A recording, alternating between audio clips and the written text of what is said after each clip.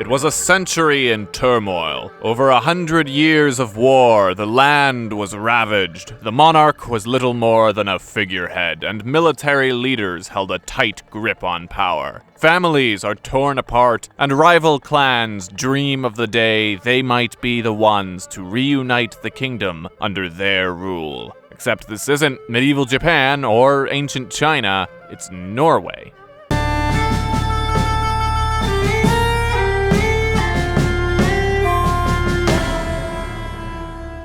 This video is brought to you by Warriors Way on Magellan TV. It's a series about gallantry and heroism and, well, warriors. Everything you ever wanted to know to play soldier like a Roman or a Mongol or a Viking. Each episode they present you with a common soldier like Sigurd Bjornsson and show you all the little things in his life, what he wore, what he ate, what he fought with, on top of the big things, his culture, his childhood, his values. The only thing it's missing is the actor that played the Hound. I saw this guy in the preview and got so excited, but alas, IMDb says it's just some random guy. It's okay though, because Magellan TV also has that episode of Warriors where he plays Attila the Hun. If any of this sounded interesting, it's in the description or at try.magellantv.com/JackRackham for the low price of $0. Yes, $0 for 30 days. Thanks again to Magellan TV for their continued support. Yeah, Norway had a 100-year-long civil war period. Who knew? Yeah, we're gonna get to Haakon eventually, but trust me, the context here is,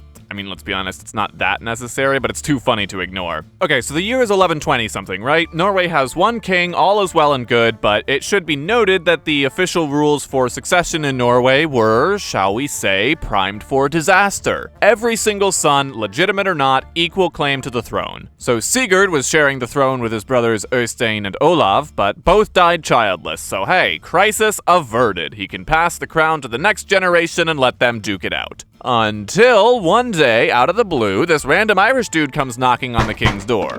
Who the hell are you? Don't you recognize me? I'm your long-lost half-brother Harold. Papa went to war and got it on with an Irish gal, and well, here I am, just in time to inherit the crown. Of course, these were the days before there was any way to prove something like this, but that didn't stop medieval Christians. No, there was one way to suss out the truth: trial by fire. If this Harold guy was really the king's half-brother, then he should be able to walk over burning coals and not get burned, or at least, like, heal in 3 days or something like that. And, he actually does it? Like, I don't know if they changed the rules so he just had to make it from one end of the coals to the other without jumping off, or if this was actually some kind of miracle. Like, if God was up there in heaven with his angels asking them, okay, give me the agenda for the next few centuries. We've got the Mongol conquest? Yes, sir. Then the plague's coming back, gonna kill about 200 million people, sir. Excellent. Still on track for the Holocaust? According to my calculations, sir, we've got a huge problem! The King of Norway doesn't believe he has a half-brother! He f***ing what? So Sigurd concedes that fine, whatever, he's got a brother, but the only way he gets his hands on the throne is if Sigurd and his son both die first. So Sigurd dies, and Harald takes the throne by force. As for Sigurd's son Magnus, Your Majesty, we've captured the rightful the pretender. What should we do with him?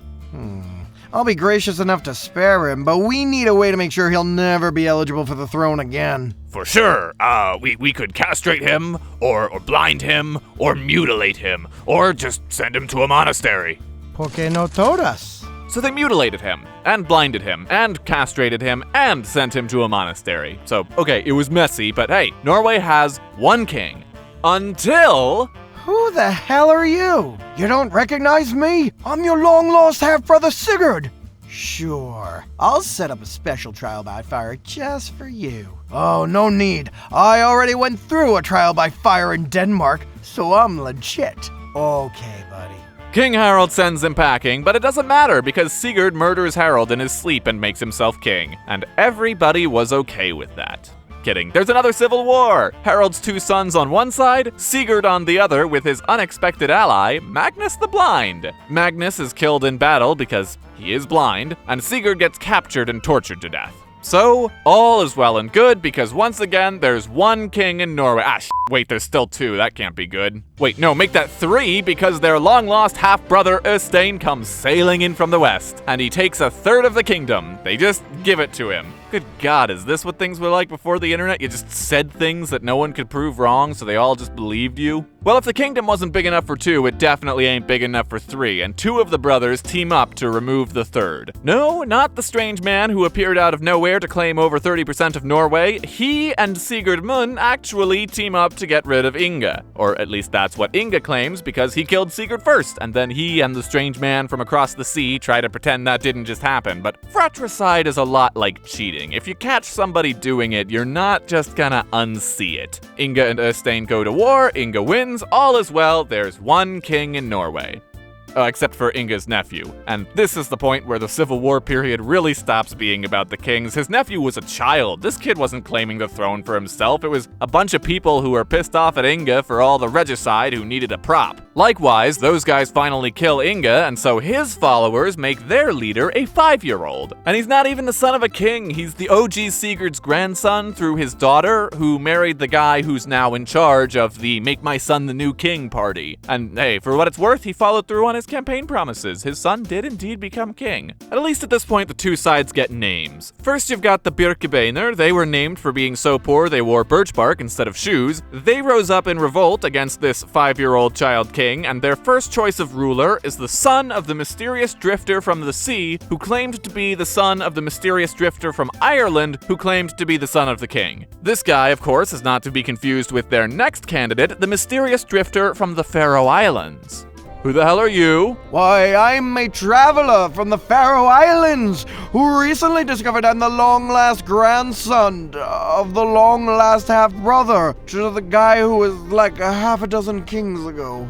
Your Majesty, please take this crown. And then the other side were the people known by this name, which is already plural and pronounced in Norwegian, but I wanted to make this image, so I'm calling them Bagelers. Their whole thing was that they wanted their kings to be legitimate, which is dumb and boring, so that's all I'm saying about them. We're like 70 years into these back-to-back civil wars by this point, and lo and behold, a child is born named Haakon Haakonsson, son of Haakon, who was one of the Birkebeiner kings. King Haakon was already dead by the time his son was born, and they replaced him with a new guy named Ingeberdsson. Baby Haakon, meanwhile, is born in the middle of Bagler territory, so they've got to deliver him with their best skiers out into the cold, blizzardy night over a mountain and hope the kid doesn't freeze to death before the Baglers find them. They safely deposit him in the court of King Inge, and Haakon grows up to be an unnaturally magnanimous kid who's just beaming with kingly vibes. Doesn't matter, because King Inge and his brother Haakon the Crazy cut him out from succession, and he's all, "Yes, well, my attorney wasn't present, so your decision is invalid. Good day." But then when he's 11, a bunch of his friends demand the king give Haakon a province to govern, and out of the woodwork, here comes a bunch of grown men flocking around Haakon saying, "Yes, my boy, let us fight for you." And noble young Haakon has to be the adult in the room to say it would be morally wrong to divide the Birkebeiner. And also, I am 11. Instead, he's gonna pray that he'll get his inheritance when the time is right. And hey, it should come as no surprise this strategy worked out for him, given God's affection for medieval Norwegian kings. When Inge dies, it's down between his half-brothers Skule and Haakon, and Skule's falling behind in the polls, so to speak, and his supporters tell everybody,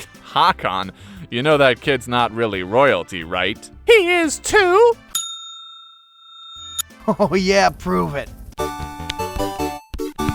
The Norwegians are doubting their royal ancestry again! How many miracles do these people need? So yeah, somehow she survives the trial by ordeal, and Skule decides this kid is right. Splitting up the party would be bad. He'll be the kid's regent instead. The last Bagler king dies in 1217. Skule reconciles the shoe people and the bagel people and reunites the kingdom.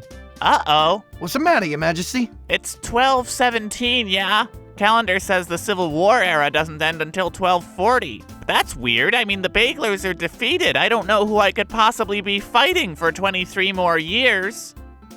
Uh-oh. Skule and Haakon end up passive-aggressively ruling separate parts of the kingdom, both signing off as the ruler of Norway. There is another Bagler pretender that pops up, but, Skule arrests him when he's in his kingdom. When he's the areas where he's exercising his more direct jurisdiction. But when the pretender escapes and fights Haakon, Skule's doing as little as he can possibly get away with, but it's all put to rest by 1227. So, we're cool, right? As cucumbers. How's a cucumber? Is that like a French thing? Haakon marries Skula's daughter, but the two men's relationship gets worse and worse. Then suddenly it gets better. Maybe they had a sleepover, played a few rounds of Mario Party. Oh, and then it got way worse. People started spreading rumors to each one about the other until Skula finally names himself king. And gets his ass kicked in 1240. There we go, 100 years of civil war done and dusted. Haakon goes on to become the coolest, bestest, Norwegianist king ever. The French ask him to take their men on crusade. The Pope loves him, even though he sided with the semi-literal Antichrist. More on that over here. At one point he suggests he be the new Holy Roman Emperor. The Irish try to make him their high king. Haakon is just the man. Swedes and Danes don't like him as much, but it's whatever. Norway's in a golden age. The kingdom is bigger than ever before, and life is good. However, one of the places that made the kingdom so big and juicy was the Scottish Isles, but the King of Scotland, he wants the Scottish Isles to be, Scottish. But he was a gentleman, so he offered to buy the Isles from Haakon. Or else. Haakon goes, he's seen my navy, right? And sails to Scotland with 120 ships, and these are just the ones he brought for negotiations. The Scottish king is sweating until he comes up with a brilliant idea. Stall. The negotiations that should have been a matter of weeks become a matter of months, with the Scottish king hemming and hawing until, son of a gun, it's October and the ocean is too rough to sail. You can have as many ships as you want, doesn't mean squat if they're crashing into the shore in a storm. Haakon's rightly peeved now and sets up his camp for the winter. The King of Scotland can play his games today, but the spring will come. And when it does, the wind on Haakon's sails will be a thunder heard across Scotland. The Scots will rue the day they thought they could— oh, and Haakon caught a fever and died. Jack, that was anticlimactic. Why, if it isn't my long-lost brother, drawn of history? Yes, it was. But what if people wanted more about Scandinavian history and epic tales of adventure across the sea? Well, they would have to watch your video about the adventures of Leif Erikson, wouldn't they? I suppose they would. Well, then I reckon it's a good thing this end card has a link in it. Hint, hint.